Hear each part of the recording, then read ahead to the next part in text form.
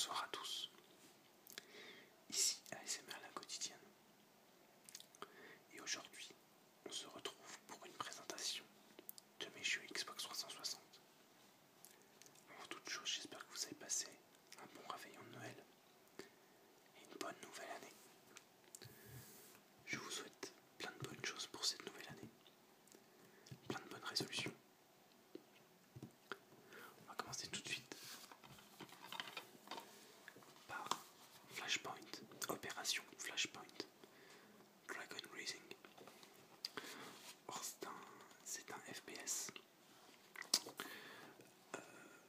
de réaliste de guerre. Voilà, c'est assez réaliste, il faut gérer une équipe,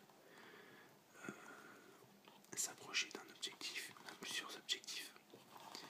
Et c'est ça qui est vraiment sympa, c'est que c'est pas comme Call of Duty ou un Battlefield.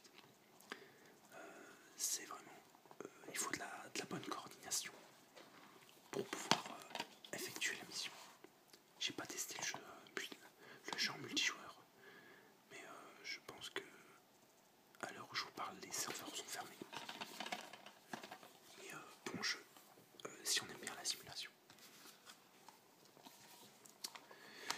On continue avec Street Fighter 4 que j'ai dû acheter d'occasion pour à peu près 10 euros.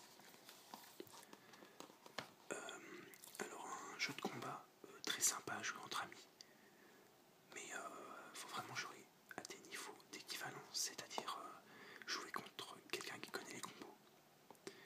Si on ne connaît pas du tout le jeu, c'est impossible.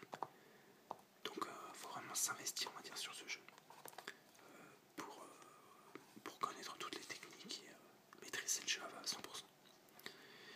Le mode en ligne, quand on ne le connaît pas, quand on ne connaît pas le jeu, qu'on vient de débuter, est juste impossible. Ça sert à rien d'essayer. Vous faites carrément démonter. Donc c'est dommage pour le niveau de difficulté qui est un peu trop difficile. FIFA 12, donc c'est pas moi, c'est un ami qui me l'a prêté. Donc un jeu de foot, hein, ça tout le monde connaît, je pense qu'il n'y a rien à dire là-dessus. Test Drive Unlimited 2, alors mon premier jeu de voiture sur la Xbox 360.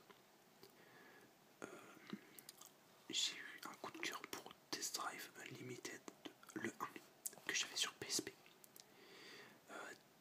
Vraiment un gros coup de cœur. J'ai dû passer des jours sur ce jeu sur PSP. Je me suis dit que sur Xbox ça allait être super génial. En plus celle 2 ça allait être une révolution. Bah, pas tellement. Je l'ai tâté un petit peu. J'ai dû passer un jour peut-être dessus. Mais après j'ai tout de suite eu un autre jeu que je vais vous présenter après. Je l'ai carrément abandonné. Je le reprendrai peut-être une fois. Brink. Brink, développé par Bethesda.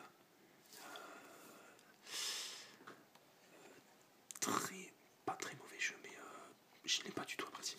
J'ai pas du tout apprécié Brink. FPS, futuriste, mais qui est lourd dans les mouvements. C'est très lourd. J'ai l'impression qu'il n'y a pas d'histoire. C'est un peu... je l'ai trouvé vraiment très mal fait au niveau du scénario et de l'histoire. Et le mode multijoueur, il n'y en a pas. Enfin, il n'y a personne. La seule fois où j'ai voulu jouer, j'ai pas trouvé de serveur. Donc voilà, très déçu. Si vous le voyez en magasin à 1 euro ou à 2 euros, vous pouvez le tester, mais pas au-dessus de 3 euros. Army of Two, que j'ai acheté d'occasion, comme vous le voyez ici. Développeur Parier, très bon jeu en coop, qui est super sympa. Après, il faut vraiment jouer avec des gens qui ont déjà joué à ce jeu, parce que autrement c'est l'enfer. C'est impossible à jouer à deux si on connaît pas un minimum le jeu. Ni les touches, enfin, il faut vraiment être très coordonné dans ce jeu. C'est très facile de mourir. Donc plutôt sympa pour un jeu multi, mais des personnes déjà expérimentées sur les jeux vidéo à jouer ensemble. Yet. Alors Yet, c'est en fait un TPS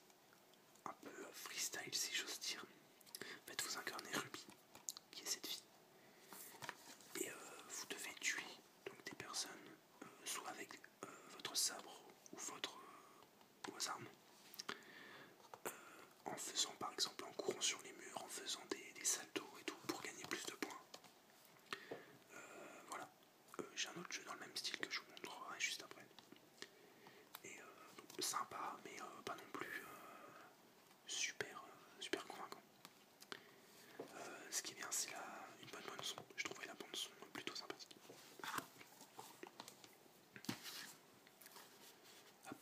Celui-là, je vais pas vous le montrer tout de suite. GTA 4. Donc là, c'est le Ballad of Gay Tony. C'est le pack Ballad of Gay Tony. Et The Lost and Damned. Ah oui, c'est écrit là, pardon. The Lost and Damned. Donc, c'est du GTA. J'ai rien à dire de plus, c'est du GTA. Là, vous avez 2 histoires en plus dedans.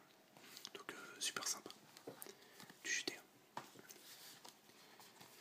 Ensuite, ici, on a Rage. Alors, Rage, développé par Bethesda aussi. Rage, si je pourrais l'assimiler, enfin, le comparer à un autre jeu, je choisirais plus Borderlands au niveau de l'univers. L'univers est vraiment similaire à Borderlands. C'est pas cartoon comme Borderlands, mais c'est vraiment quelque chose, un univers assez sombre, assez, je dirais pas sombre, mais assez particulier, on va dire. Vous voyez, le personnage, c'est assez particulier, je trouve, mais il est plutôt sympa. Il est très très long. Je l'ai pas fini, mais il est pas mal long. Je dois être à peut-être 50%, mais j'ai passé pas mal d'heures dessus. Fracture, j'ai dû l'acheter 1€ ou 2€. Fracture, de base c'est une bonne idée. De base c'est une bonne idée, mais c'est très très moche. Les graphismes on se croirait sur PS2. C'est très moche. Et c'est pas du tout intuitif. En fait, vous pouvez. Votre personnage principal a un atout. C'est de pouvoir être d'effort militaire. C'est-à-dire créer donc des modes, comme vous le voyez là. Ou là plutôt, plus explicite. Voilà. Ou creuser le terrain quand il veut. Donc ça fait rigoler 2-3 minutes. Et après on s'en lance. Pardon. Hop. Attention. Fallout 3. Fallout 3, Bethesda toujours les mêmes styles de jeu, on va dire. Très sympa, très complexe. J'ai dû l'acheter d'occasion. Je sais plus combien je l'ai acheté, mais c'est sûr que je l'ai acheté d'occasion. Un univers un peu oppressant, un peu comme ça, un peu sombre, un peu apocalyptique. Voilà. Comme vous le voyez là. Hop, pardon. Voilà. C'est très sympa, très long. La campagne est très longue avec des missions annexes, des quêtes annexes et tout. Donc c'est très très long. Je vais mettre ça peut-être plus là parce qu'autrement je vais cacher la lumière. Et après vous n'allez plus rien voir du tout. J'ai aussi gardé les meilleurs jeux. Enfin les meilleurs jeux, je considère pour moi, pour la fin. À la fin. FIFA 9, encore un jeu de foot qu'on m'a offert. Qu'on m'a donné car l'ami en question n'avait plus l'Xbox. Donc voilà, c'est un peu un jeu de foot, voilà. Mon premier jeu de basket aussi, pareil, il me l'avait donné. Très sympa, franchement, je vais racheter un jeu de basket, je pense, sur la PS4 parce que j'ai beaucoup apprécié. Je suis pas du tout basket de base, mais c'est vrai que c'est toujours impressionnant de voir les joueurs marquer des dunks ou des trucs, enfin des alley-oops et tout. C'est vraiment impressionnant à voir, aussi bien en vrai qu'en jeu. Et quand on en réussit, bien sûr, on est toujours content, quoi. Toujours étonné. Voilà. Donc très bon graphisme pour le NBA live et pour l'époque, je parle. Très bonne musique. On passe tout de suite à Metal Gear Rising, donc Revenges. Et je l'ai acheté 9 il me semble. Et j'ai fait l'erreur de ne pas regarder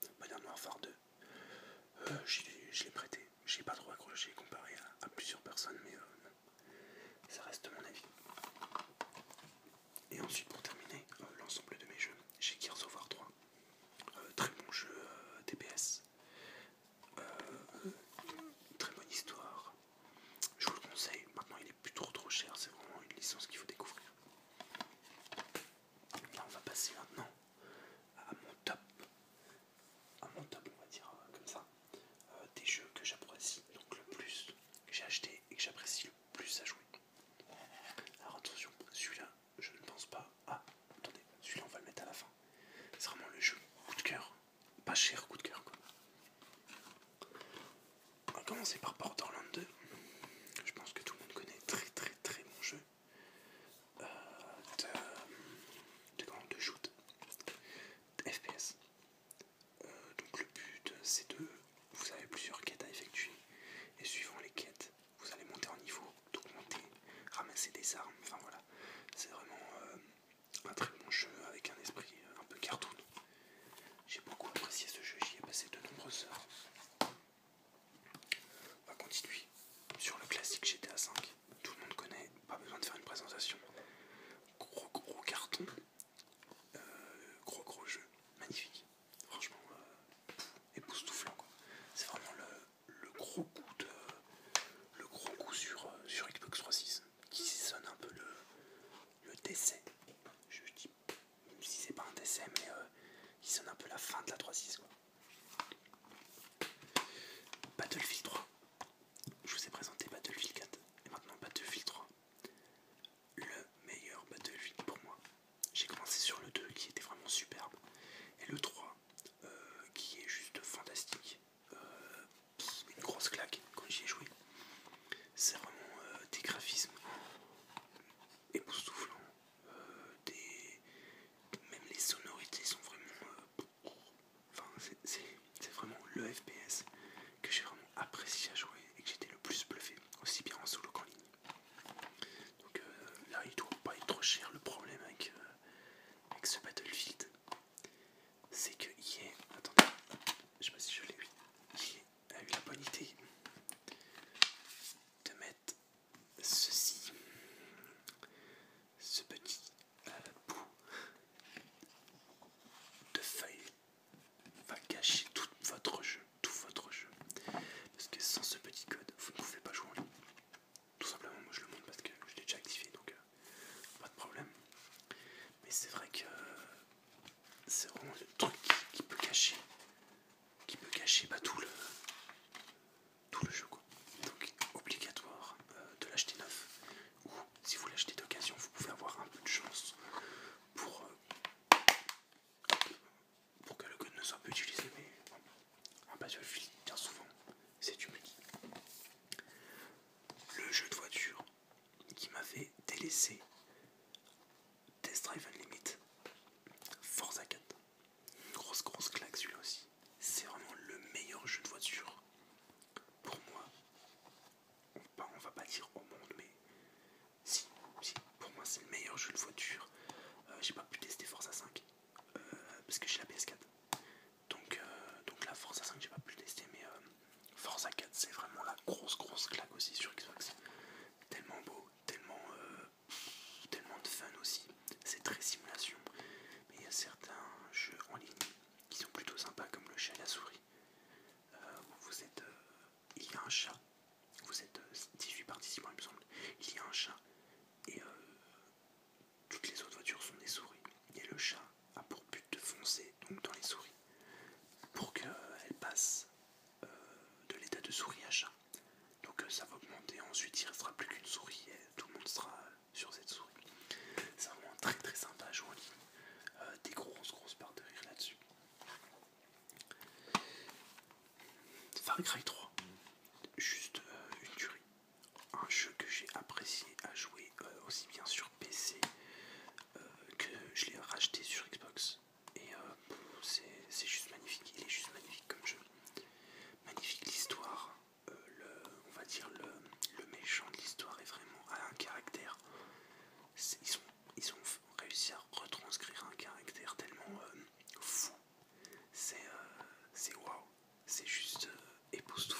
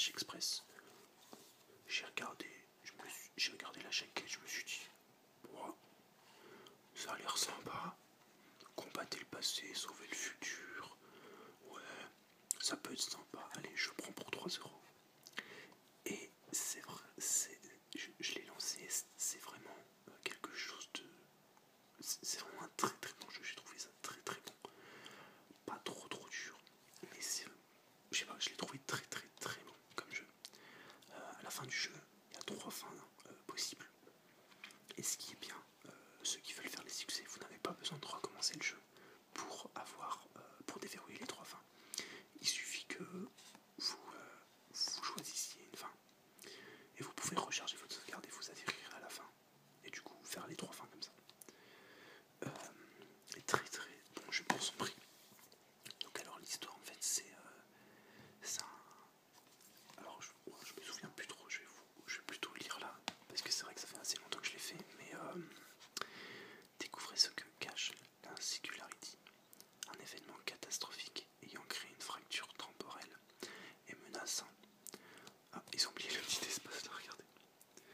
Et menaçant le monde, mais qui a été étouffé par les autorités.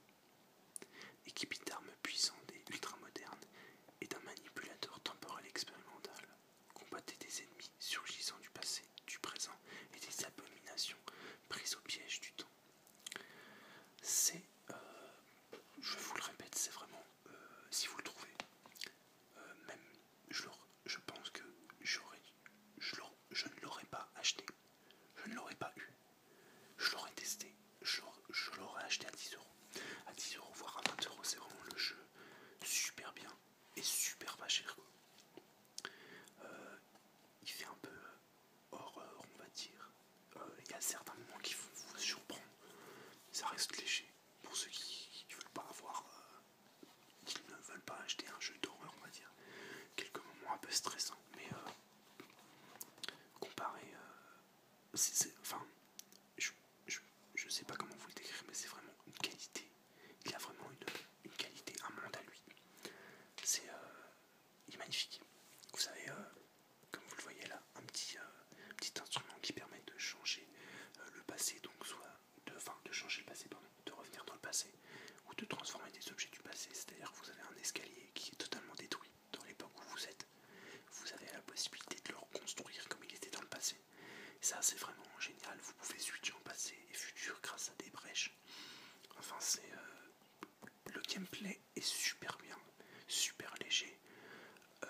Super léger dans le sens où le personnage n'est pas lourd, n'a pas des difficultés à se déplacer. C'est vraiment